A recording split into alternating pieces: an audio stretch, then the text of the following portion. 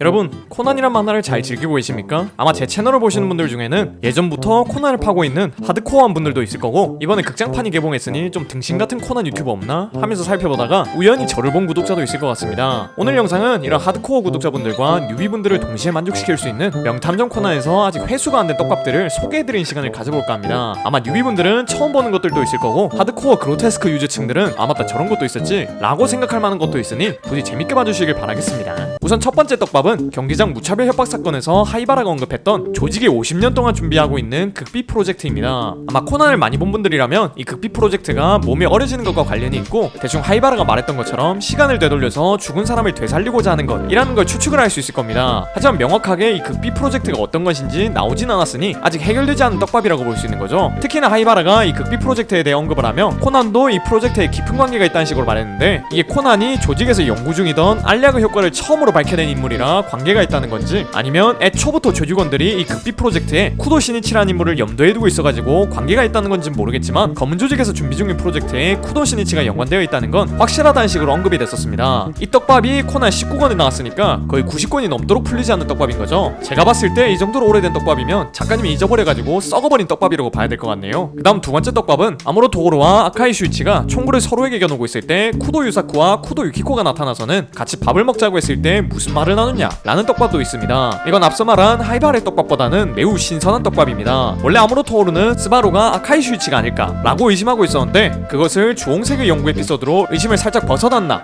싶었는데, 여러 사건을 겪으며 다시 한번 스바루가 아카이 슈이치라는 걸 확신하게 됐고, 그를 찾아서 죽이기 위해 몰래 스바루가 신세지고 있는 쿠도 유사코의 집으로 찾아갑니다. 그리고 그곳에서 아카이 슈이치와 맞닥뜨렸고, 둘은 서로에게 청구를 겨누게 되죠. 뭐 어차피 둘이 주인공급의 캐릭터여가지고 서로 안 죽일 건 분명해서 뭐 때문에 안 쏠지가 중요했는데, 갑자기 시니치의 아빠와 엄마가 등장해서는 아무로 토오르를 막아서게 됩니다. 이게 이 에피소드 이후로 아카이 슈이치와 아무로 토오르가 엮인 일이 없어서가지고 뭔 얘기를 했는지, 그리고 둘 사이에 남아있던 앙금이 해결됐는지 뭐 이런 게 밝혀지지가 않았습니다. 이번에 나온 흑철의 여행이라는 극장판에서 둘이 전화로 대화를 나눌 때 서로 급발진을 안 한 걸 보면 쿠도 유사쿠가 뭐 어떻게 잘 해결해준 것 같긴 한데, 네 명이서 어떤 대화를 나눴는지는 좀 많이 궁금하긴 하네요. 그 다음 세 번째 떡밥은 개발자 이타쿠라의 소프트웨어입니다. 이 이타쿠라라는 남자는 남겨진 소리 없는 직원에 등장했던 남자로 하나만해 죽은 엑스트라입니다. 원래 이렇게 한화만해 죽은 엑스트라는 얼굴도 기억 안 나는 채로 잊혀지는 경우가 많은데, 이 남자는 여러 가지 이유로 사람들에게 기억되고 있었습니다. 우선 첫 번째로는 이분이 뒤진 이유가 장기 프로그램에 무르기란 시스템을 넣었다는 얼척없는 이유로 뒤졌기 때문입니다. 코난에는 여러 얼척없는 이유로 뒤진 사람들이 많은데, 이분도 그 얼척없는 이유에 들어가신 분이십니다. 그 다음으로 이분이 기억되고 있는 이유는 바로 이 사람이 만든 소프트웨어 때문입니다. 이 소프트웨어에 관련된 이야기는 37권에 나왔던 떡밥인데, 코난 세계관에서 손에 꼽힐 만큼 중요한 떡밥입니다. 이 이타쿠라라는 프로그래머는 꽤나 우수한 프로그래머였고, 이걸 알고 있던 검은조직의 인간들은 이 이타쿠라라는 사람에게 접근하여 어떤 프로그램을 만들라고 지시를 내리게 됩니다. 이타쿠라는 조직의 인간들이 무서워서 별 수 없이 프로그램을 만들기 시작했고, 프로그램을 만들며 극심한 스트레스를 받게 됩니다. 그렇게 스트레스를 받아가며 프로그램을 만들었지만, 조직의 인간들이 왜 이 프로그램을 만드는지 이해를 할 수가 없었고, 어느 날은 자신에게 이 일을 맡긴 여왕 같은 목소리의 여자에게 왜 이 프로그램을 만드는지 물어보게 됩니다. 그러자 그 여자는 자신들은 신이 될 수도 악마가 될 수도 있다, 왜냐하면 시간을 거슬러 죽은 자를 부활시키고자 하기 때문이다 라는 말을 해주게 되죠. 이게 이 말만 들었을 때는 검은조직의 보스인 카라스마가 이미 죽은 상태고, 그 보스를 살리기 위해 아포톡신 486구라던가 이 소프트웨어를 만드는 게 아닐까 라는 추리를 할 수가 있는데, 솔직히 지금 나온 단서만 봤을 때는 이 소프트웨어의 목적을 전혀 예측을 할 수가 없습니다. 이게 37권에 처음 언급이 됐으니까 70권 전쯤에 나온 존나 중요한 떡밥인데, 이게 아직도 안 풀린 걸 보면 이번 년에 태어난 친구들이 대학 갈 때쯤에 이 떡밥이 풀리지 않을까 라는 생각이 드네요. 자, 그 다음 네 번째 떡밥은 아포톡신 486구의 정체는 무엇이며 이걸로 하려는 목적은 무엇일까 라는 것입니다. 우선 많은 사람들이 알고 있는 아포톡신 486구는 사람을 죽일 수도 있고 희박한 확률로 사람을 유화시킬 수 있는 알약일 겁니다. 그래서 이게 무슨 원리로 사람을 유화시키는지 대충 알아보자면, 이 아포톡신 486구에서 아포톡신이란 말은 아포토시스라는 세포사를 뜻하는 말에서 유래됐다고 합니다. 원래 세포는 자신을 죽이는 기구를 가지고 있고, 그걸 억제하는 시그널에 의해 생존 중인데, 이 아포톡신 486구란 약은 세포를 죽이는 아포토시스라는 것을 활성화시켜준다고 합니다. 근데 여기서 신기한 점은 이 약이 세포를 죽이는 아포토시스라는 것뿐만 아니라 세포를 증식시켜주는 텔로모레이스라는 활성 능력도 가지고 있다는 것이죠. 이 약에 관련된 것은 너무나 양이 방대해가지고 제가 따로 영상을 만들 테니 대충 요약만 해드리자면, 이 아포톡신 486구라는 약은 독약으로 만들려던 게 아니었고, 어찌 보면 신치가 유화화된 것이 정상적인 약의 효과라고 볼 수 있는 겁니다. 그래서 조직의 보스는 왜 유화가 되는 약을 만들려고 하는 것이며, 이 약을 처음 만들기 시작했던 미야노 부부는 이 약에 실버블렛이라는 이름을 왜 붙였는가 라는 의문이 남아있습니다. 아마 이타쿠라 소프트웨어와 더불어서 이 아포톡신 486구의 떡밥이 이 코난이란 만화에서 가장 중요한 떡밥이 아닐까 라는 생각이 드네요. 다음 다섯 번째 떡밥은 나이트 바론이란 컴퓨터 바이러스입니다. 검은 조직은 대기업의 컴퓨터에 침입할 때 어떤 바이러스를 쓰게 되는데 그것의 이름은 나이트 바론이란 것이었습니다. 작품에서도 그닥 중요하게 다뤄지지 않아서 그냥 넘어갈 수 있는 떡밥이긴 하지만 시니치 아버지인 쿠도 유사쿠가 쓴 나이트 바론이라는 소설에서 나이트 바론은 아직 정체를 밝히지 않은 인물이고 하필 검은 조직이 쓰는 바이러스의 이름이 나이트 바론이라서 그냥 넘어갈 수가 없는 떡밥이긴 합니다. 아마 언젠가 앞서 말한 이타쿠라가 만든 의문의 소프트웨어와 함께 이 나이트 바론이란 바이러스도 함께 언급이 되지 않을까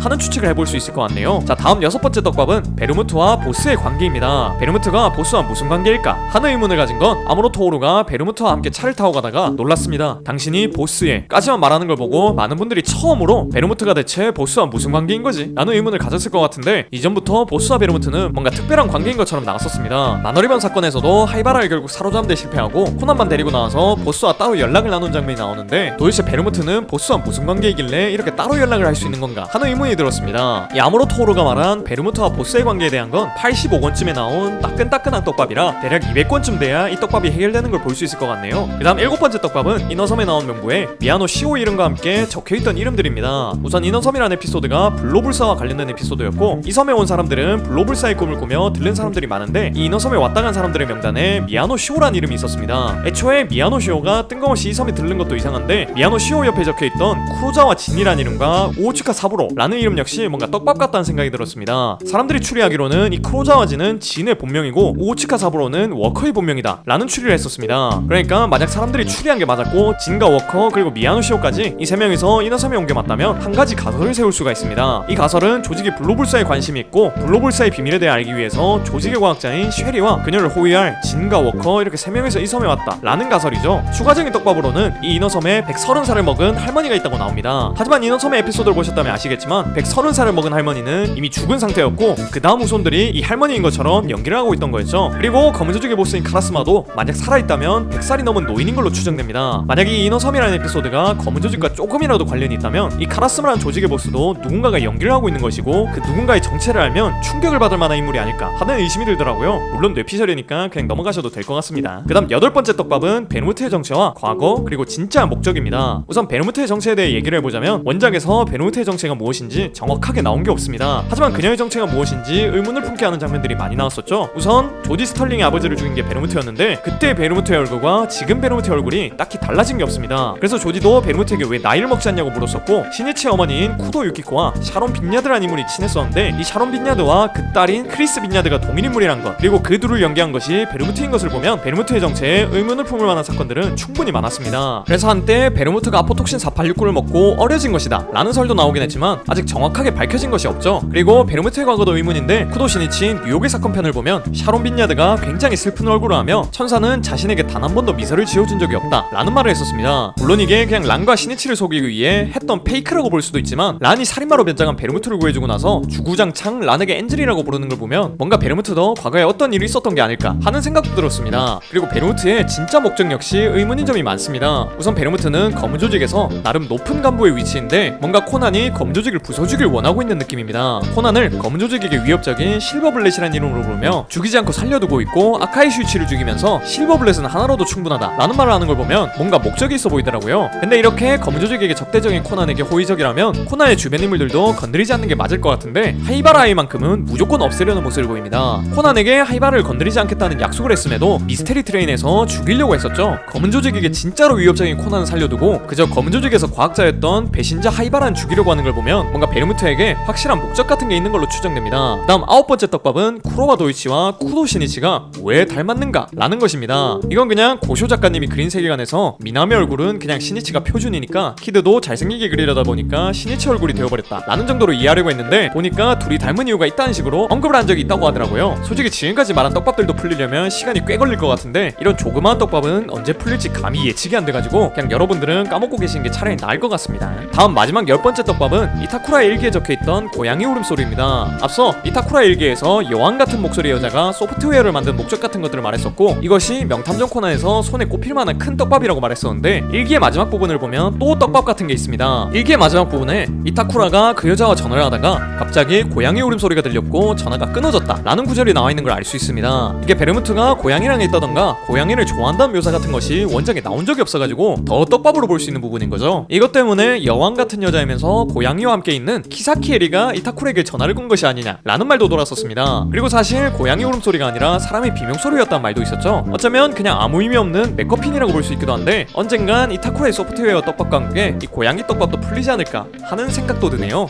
오늘은 이렇게 코나에서 풀리지 않는 10가지 떡밥에 대해서 알아봤습니다. 저도 조사하면서 기억이 나는 것도 있고 아 맞다 이런 떡밥도 있었지 하는 것들도 있었습니다. 아니 근데 떡밥을 무슨 20년 동안 방치하는 만화가 어딨냐고. 떡밥을 그 정도 방치하면 써가지고 곰팡이 피게. 오늘도 이런 영상 봐주셔서 너무 고맙고 전 더 재밌는 영상으로 돌아오겠습니다. 그럼 다음 시간에 만나요.